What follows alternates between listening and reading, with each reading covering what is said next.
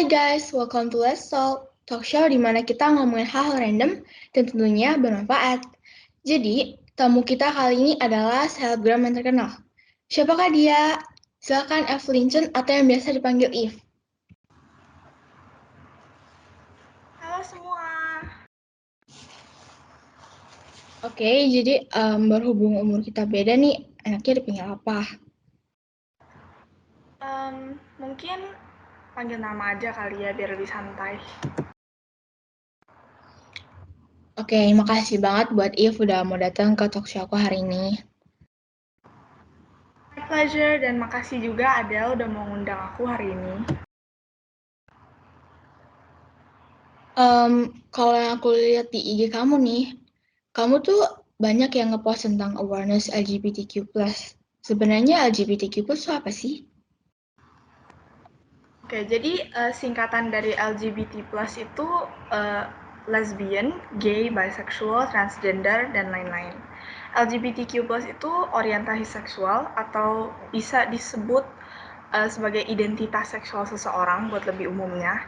Dan LGBTQ+ ini tuh komunitas yang isinya orang-orang yang punya identitas seksual yang berbeda dan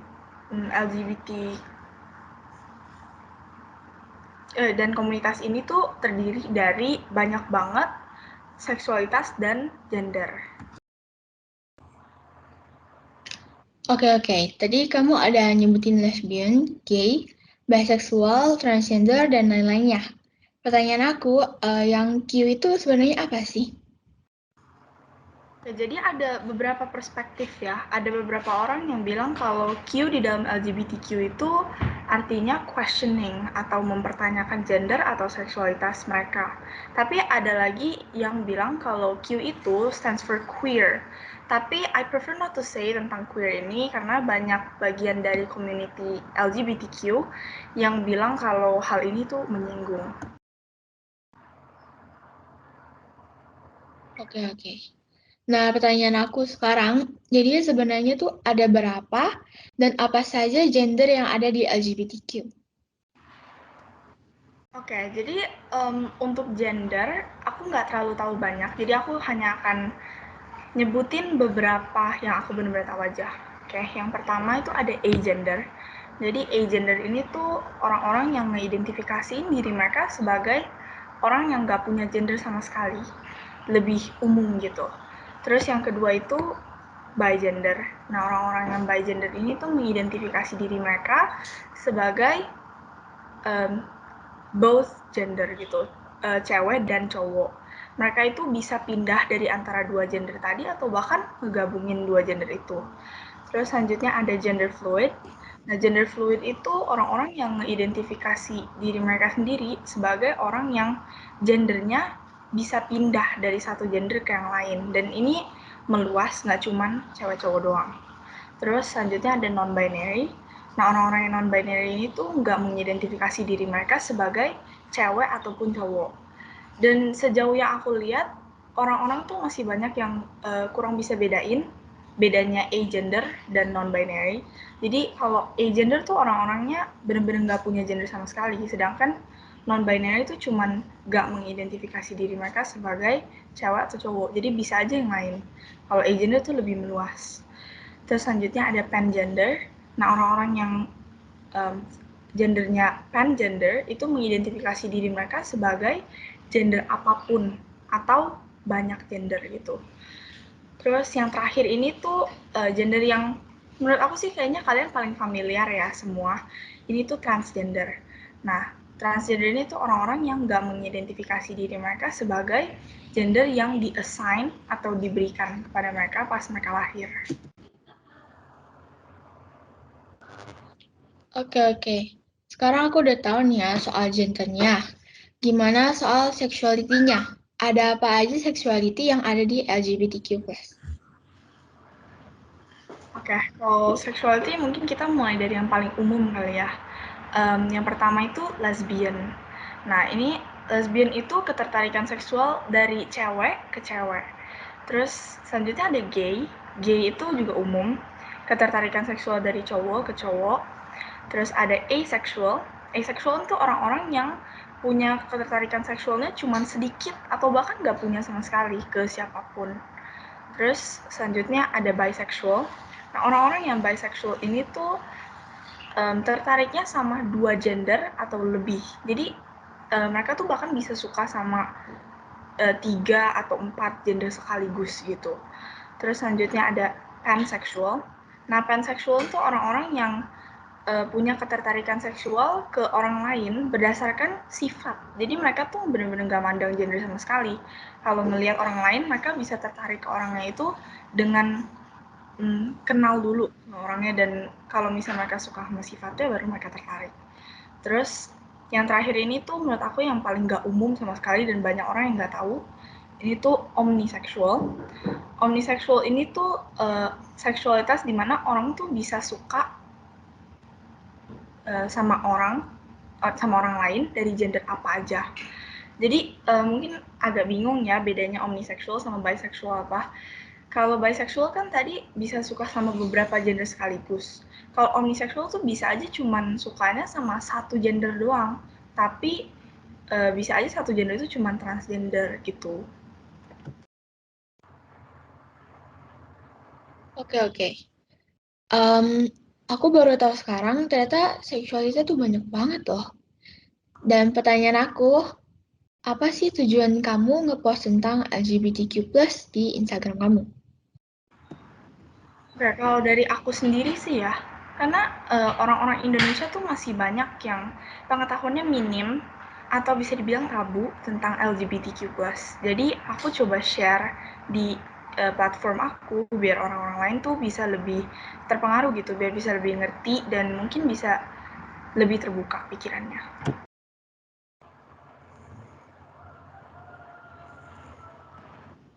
Ada karena dari tadi kamu udah nanyain aku tentang LGBT dan lain-lain, jadi kita gantian nih. Kan kita semua tahu kalau aku tuh sering banget ngepost tentang awareness gitu di Instagram.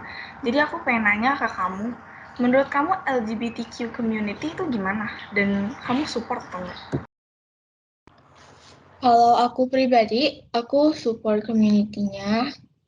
Eh, tapi aku baru tahu hari ini pas kamu jelasin tentang sexuality-nya. Itu tuh ada banyak banget loh ya, aku cukup kaget. Oh gitu.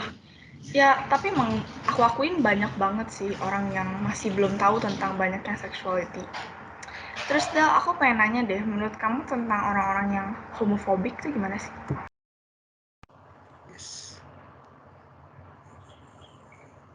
Menurut aku, yang homofobik itu biasanya yang suka bawa agama. Yang bilang kalau bagian dari LGBTQ+ ataupun yang nge-support itu dosa. Padahal kenyataannya mungkin nih, kalau mereka itu lebih berdosa daripada community-nya LGBTQ+ ataupun yang nge-support. Dan yang paling umum kita tahu kalau agama itu ngelarang mereka berpacaran, tapi masih banyak banget orang-orang yang melanggar itu. Pada kenyataannya, orang-orang yang melanggar itu pasti orang-orang yang hujat LGBTQ+. Kalau kamu pribadi gimana nih? Eh, dari dulu sampai sekarang, dan gak cuma ngomongin Indonesia aja, tapi menyeluruh ke seluruh dunia, emang banyak banget orang yang homofobik, dan biasanya kalau dari sepenglihatan aku, orang-orang ini tuh orang-orang yang gak teredukasi gitu. Jadi seperti yang kamu bilang aja tadi, banyak yang bawa-bawa agama kan kalau misalnya ngomongin tentang LGBTQ+. Sementara mereka sendiri masih banyak ngelakuin hal-hal berdosa yang bisa aja separah ngehamilin orang di luar nikah. Dan menurut aku, homofobes itu gak ngerti konsep dari orientasi seksual seseorang dan gendernya. Banyak yang bilang kayak, ayo lurus lagi, atau sebagainya. Tapi masalahnya tuh ya, orientasi seksual seseorang tuh bener-bener gak bisa dipilih. OMG, bener banget.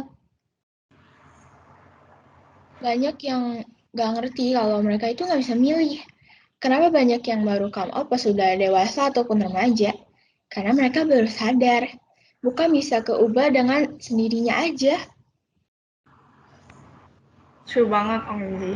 selama pandemi makin banyak orang yang come out as sexual orientation yang beda-beda. Kenapa pas pandemi baru come out? Ya karena saat pandemi tuh kita nggak ketemu siapa-siapa. Kita nggak ketemu teman kerja, teman sekolah, atau mungkin saudara. Dan mungkin aja orang-orang yang a part of the community itu pengen banget buat come out tapi nggak berani karena lingkungan kita kayak gini. Hasil mereka buat akun sosmed dan come out di sana. Yes.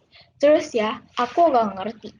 Bukan agak nggak ngerti lagi sih, aku nggak ngerti banget sama orang-orang yang pura-pura gay dan sebagainya di sosmed cuma buat dapetin perhatian doang. Itu bener-bener parah banget dan gak layak banget buat dilakuin. Nah, bener banget dong. Mereka insensitif banget buat berani ngelakuin hal kayak gituan. Banyak orang yang bagian dari community-nya, tapi takut buat come out, tapi mereka dengan seenaknya dan segampang itu buat ngelakuin hal kayak gitu cuma buat dapet views doang.